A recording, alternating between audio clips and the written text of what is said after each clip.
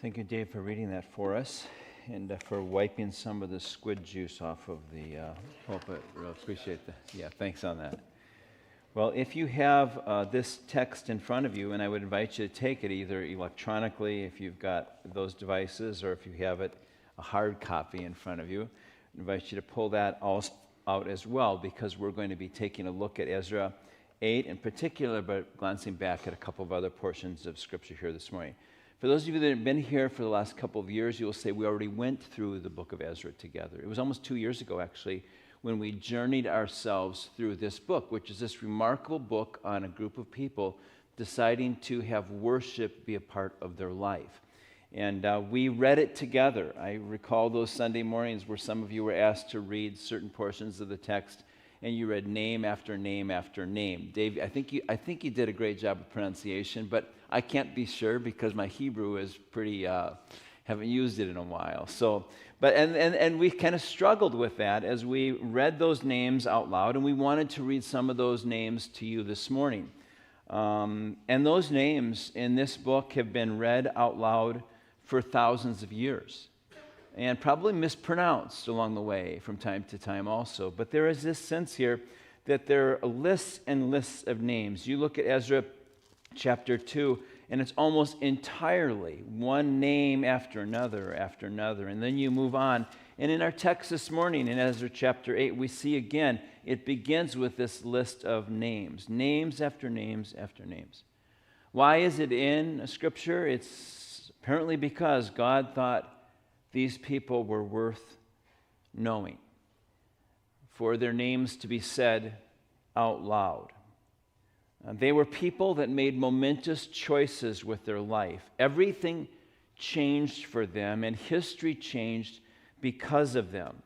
We have the benefit in hindsight of saying, well, yes, it actually did, but these people that are recorded here in the book of Ezra actually were only looking forward, not knowing what it meant for them to say yes to the task that they chose to have in front of them. They looked forward to what might happen next and was uncertain, and they made decisions. And we get to the end of Ezra chapter 7, and we read these words. This is what Ezra says, chapter 7, verse 28. I took courage and gathered leaders from Israel to go up with me. That moment, Ezra chapter 7, verse 28, could only be described as an inflection point because it changed the history of God's people.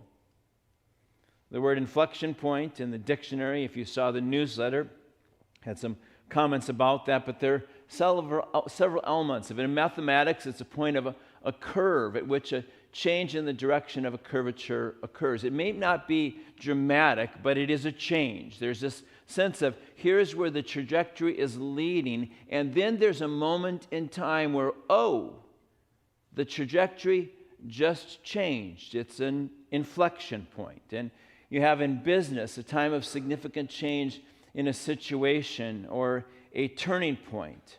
It's a fitting description of moments in history where the trajectory of a people bend in a different direction.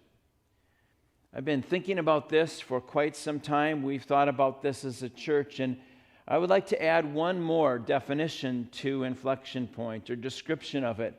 And I would like to suggest that it's possible that we may decide that under the heading of the definition of inflection point, Montecito Covenant Church might appear there as well.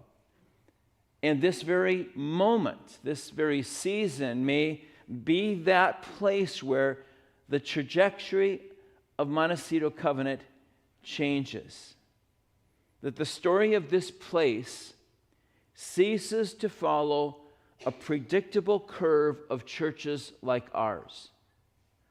There are considerable factors in this.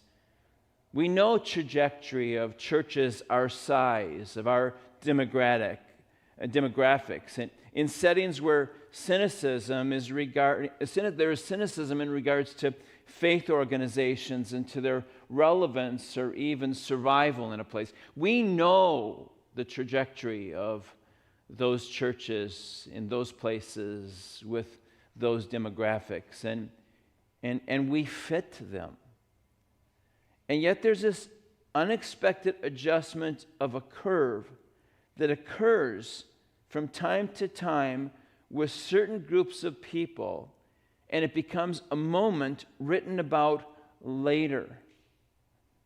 And the language is this: they took courage and gathered others from among them at Montecito Covenant Church, and they went up together.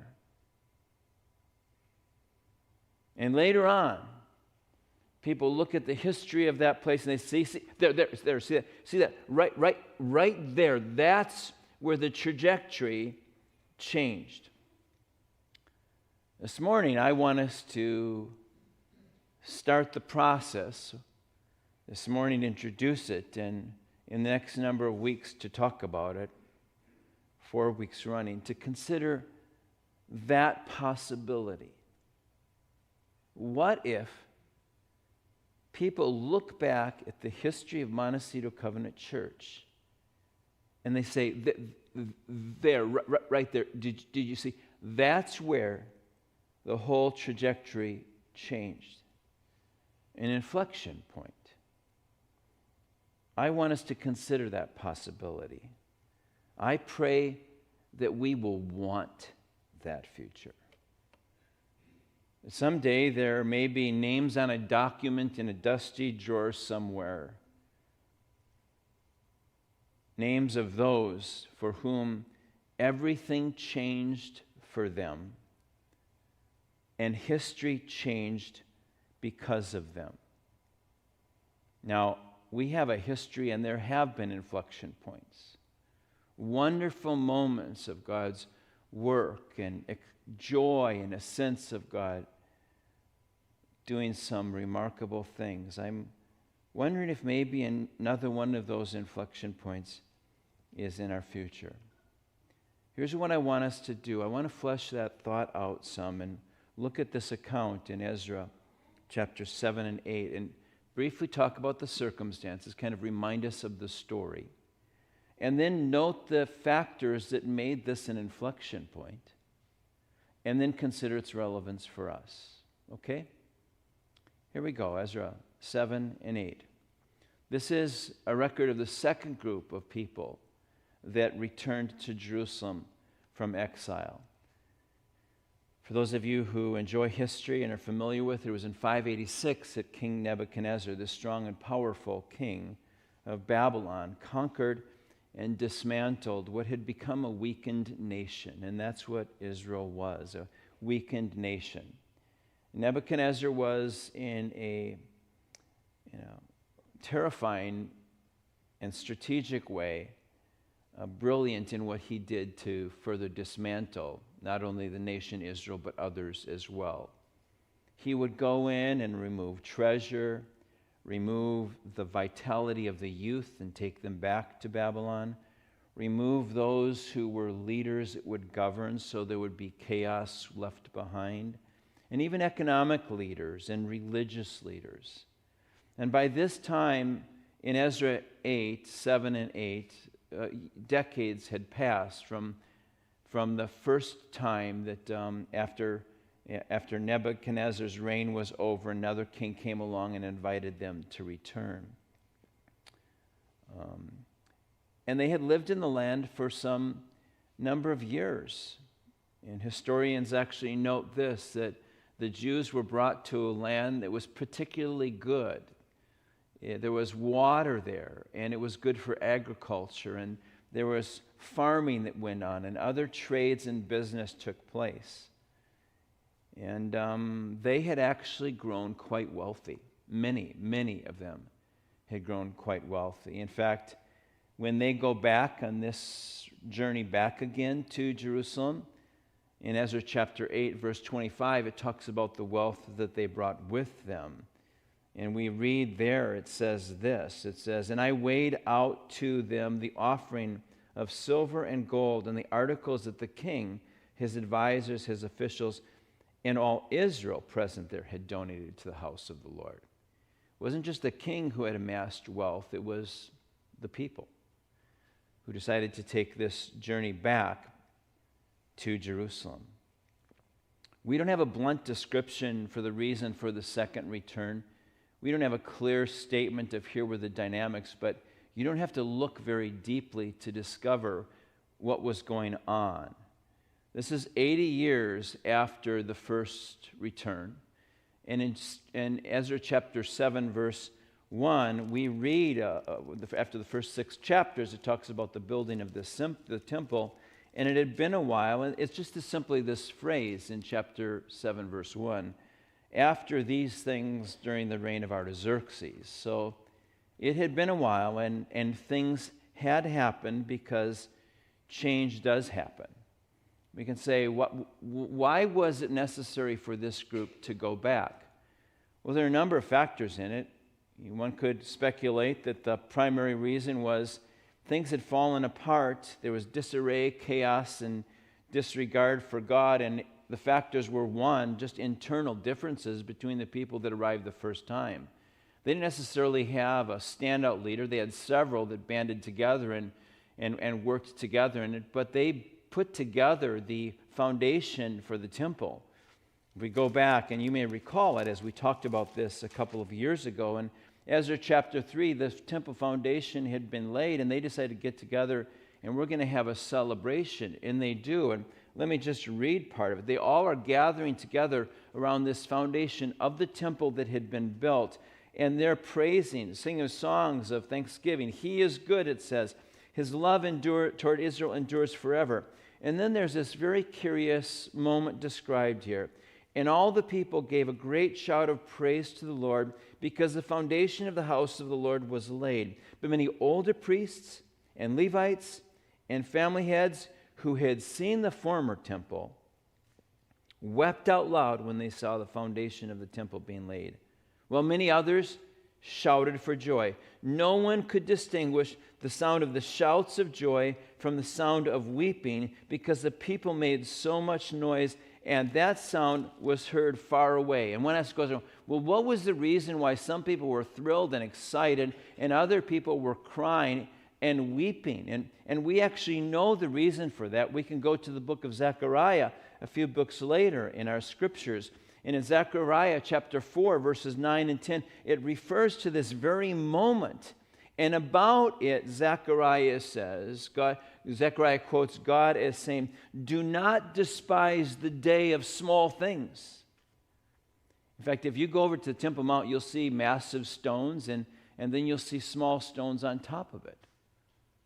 There's a sense that might have been it, that those stones looked pathetic and small and puny in comparison to what had come before. There's no agreement among the people that were gathered there on that day as to what it should have been like. Is this accomplishment worth celebrating? Some people said no, because it's not the way it used to be. And the matter should be, it doesn't matter whether it's a small thing, it's a new thing. And apparently there were a crowd of people that were saying, okay, but only if it looks like the old thing. By the way, that'll preach, won't it?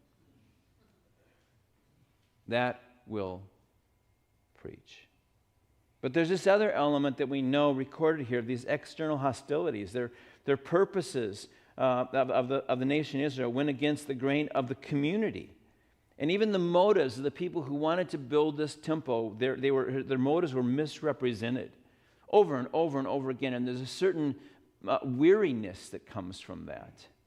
And then there's another element of it. We know that they have lost their zeal. There is disarray in the land. They've moved into a sedentary existence and a general disregard for God's purposes. And we know that because Ezra 9 lets us know what Ezra came back to. And so you see what happens is that there has been a loss of the intention of God's people when they first were invited to go back and build this temple. And this return that we read about in Ezra 7 and 8 marks a restoration of what was intended from the beginning. This was about the construction and occupation of a temple, a holy place They didn't build a wall. You go someplace and you build the wall first. And no, we will build a place that is a holy place. This is a resolve to again be a holy people. Not those that are squabbling, not distracted, not defeated, not deluded in purposes. And take just a moment here to remind ourselves of the full-orbed nature of holiness.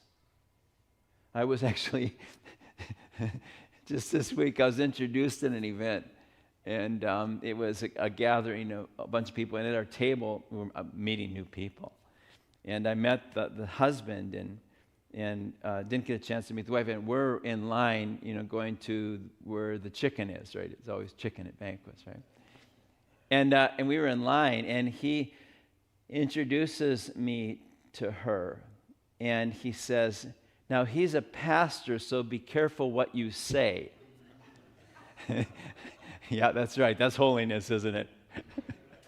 You better be careful what you say. Well, I don't know if I appreciate that description or not, but holiness is more than being well-behaved.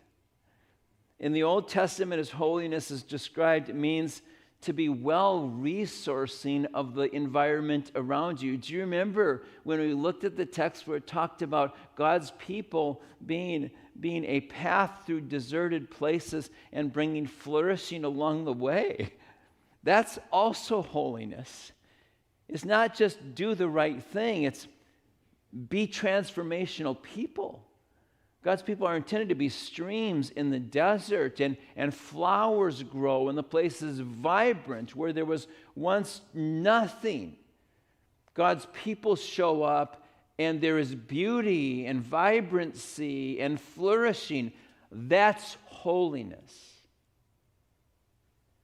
And so we see here a group of people that want to go back to this place and be engaged in actions and investments and involvements that are deeply engaged and transform the place around them. So, the inflection point. What were the traits of it? I want to just note a few. One is the circumstances had changed. The inflection point occurs because the circumstances had changed. And what we see here, as far as the change of circumstance, is that things have gotten worse. There's a malaise, there's a lack of vitality, there's even a lack of unity around a worthy purpose. The hope that was had for this place, for this temple, had been lost, and so things have changed.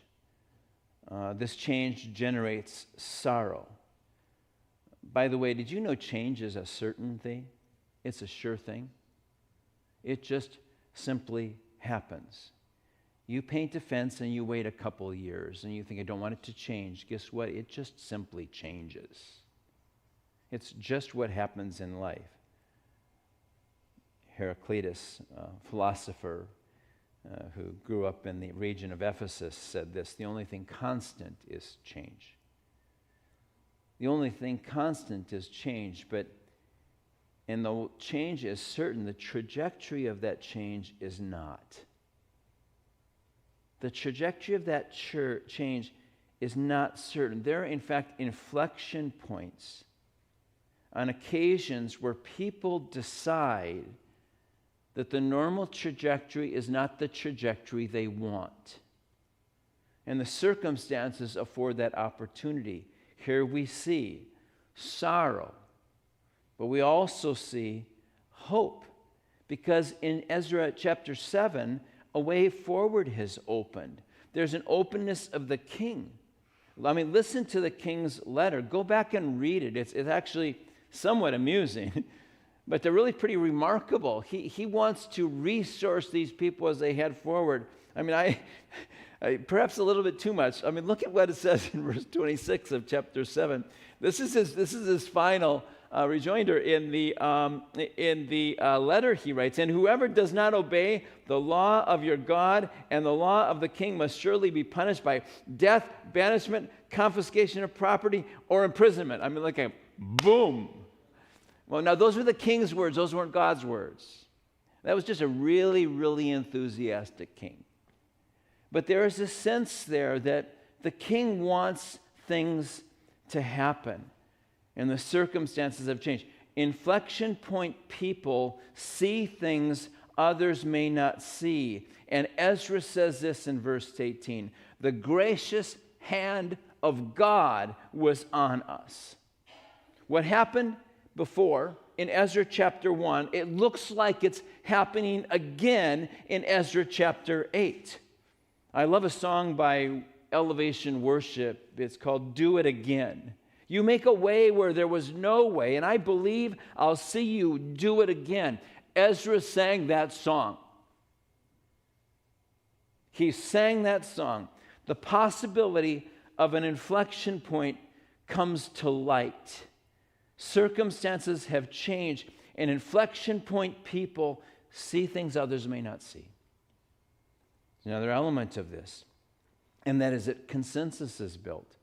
These volunteers, as the king describes them, heed the call to gather at the Ahava Canal to carefully consider the possibility that God is up to something.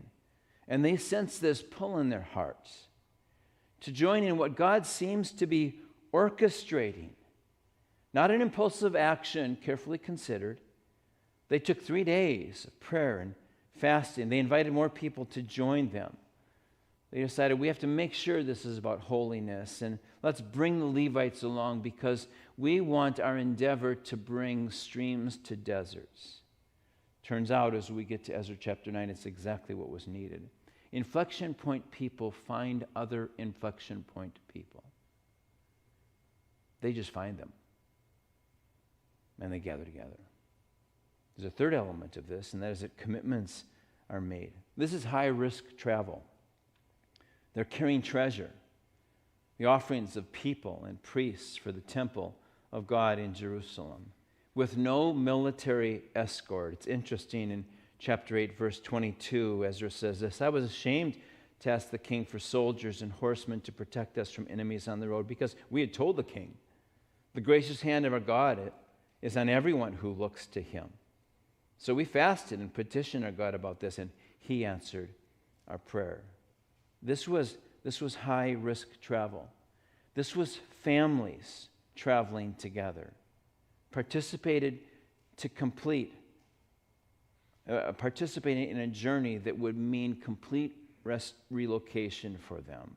They left with their children on an extended endeavor, not a weekend away. They would never come back. They sensed a calling for them and for themselves to live an entirely different life. Remember, Babylon was a sweet setting with plenty of perks. And then they personally contributed to their efforts. They actually contributed their own resources. Inflection point people take risks. You with me on this? Inflection point people see things others do not. Inflection point people find one another. Inflection point people take risks. And then their confidence grows. Not certainty, but confidence. Actionable hopefulness. You can also call it worship. Actionable hopefulness. Inflection point people put God to the test. Inflection point people put God to the test. So what's the learning here for us, or the invitation for us? I actually am convinced that if we decide to, this could be an inflection point for our church. Here now, you, us, we. Change is certain. The way things were is not the way things will be. How do we want them to be? I want to just make a couple of observations and encourage us to consider this. If you're visiting with us, we're glad you're here. It's a family conversation, and you're invited to listen in. When as circumstances have changed, perhaps it's possible that some of us might look at our history and say, well, we're not what we were. And look at our present and say, it feels a little bit like the day of small things. It's not.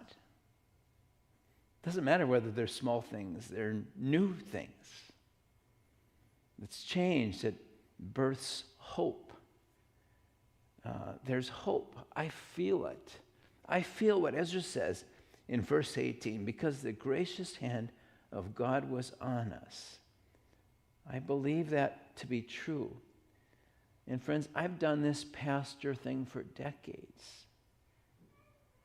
There is something going on here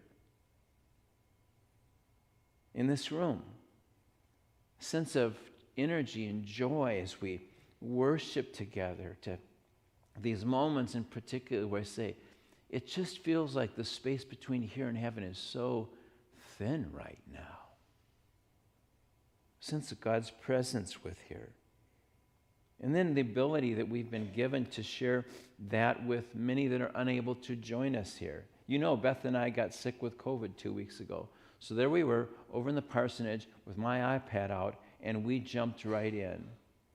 Did you realize that there has been just such a dramatic change in what we've been able to see online? You see Mike going around here with the camera and folks in back, and guess what? We watched this live stream, and it was, I felt like we could be there like we hadn't before. Let me just show you just a little clip of what we saw 2 weeks ago. Can you just play just a few seconds?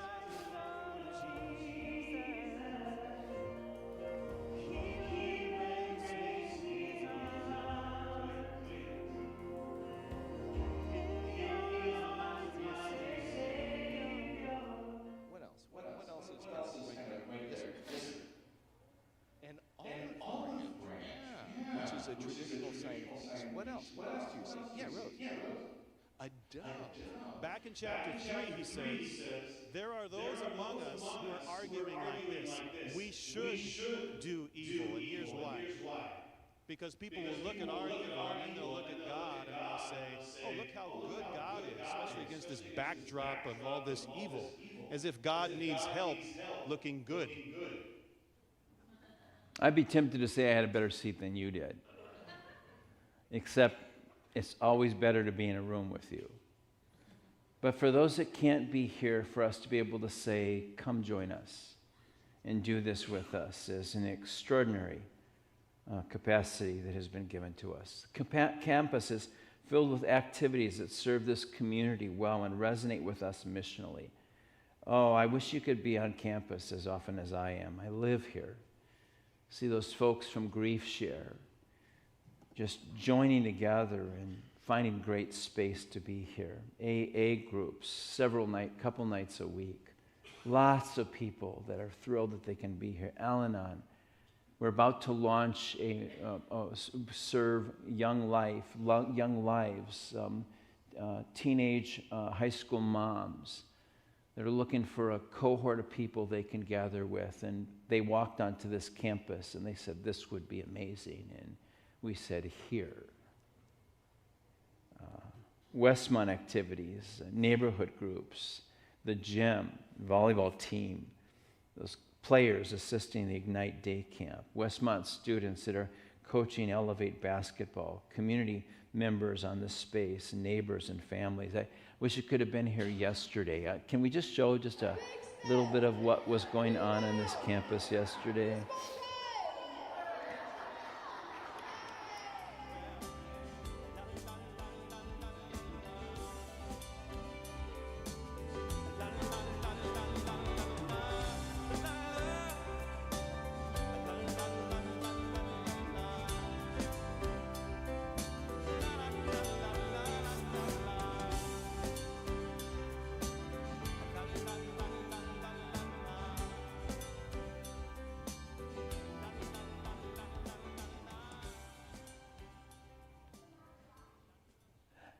Yeah, that's right. That basketball team's name was the Running Turtle Penguins.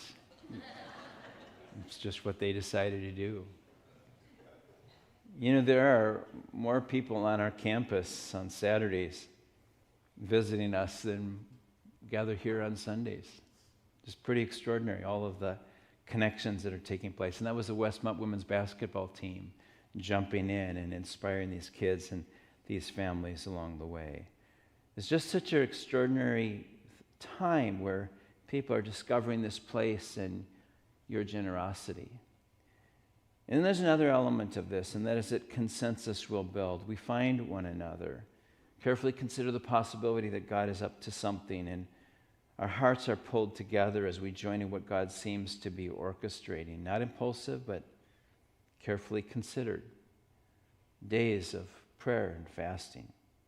Necessary features are brought to light of what this looks like, and more invitations are made. Drew mentioned just last Sunday when he introduced Jaron as our new candidate for children and youth pastor, that we prayed about this for a long time as a church, and now we have someone that is willing to be considered if we say yes. We prayed for a worship director for a long time, and Dave here is bringing a team of others together as well. God's opening doors, friends, things you've prayed about for years. It just seems like God's just kind of putting them together for us, bringing people who want this to be an inflection point together among us. And all of those who are volunteering around here with coffee and refreshments and events and connecting with visitors. Then the next element of this is the commitments that are made. And that is a willingness to take a risk. And this is where I want to end up this morning. I have a sense that God is up to something, and I also have the sense that we will need to decide whether we want him to be. And it will be commitments that aren't dissimilar from those that God's people made in Ezra chapter 7 and chapter 8. To say goodbye to Babylon. Friends, we say goodbye to Babylon. Sweet place. We travel into what God has for us and embrace new commitments along the way, ones that are congruent with landing in a different place, the change. We've said we want to reach the younger generation, and so the question we must ask is what matters to the young generation? And what will it look like for us to step into that place? What those rocks and stones look like? Where our normal activities and habits are replaced by new commitments. We invest personally and deeply in that objective because we want holiness to emanate from this place. We want to be a stream in desert places, and the result of it being flourishing of those around us. So I have a couple thoughts for you as to the essential elements of that commitment for us. And I want to just be specific and clear. If this will happen, I'm convinced that a significant number of us will commit to attending services more regularly and ministry activities more frequently. The significance of this is that others see us. They see more of us. They see the diversity of us, and they connect with us. And we have regular, not irregular conversations. That our kids connect with other kids. Friends, if we want to grow a youth group for our elementary school kids, the inception of that youth group starts today with those kids.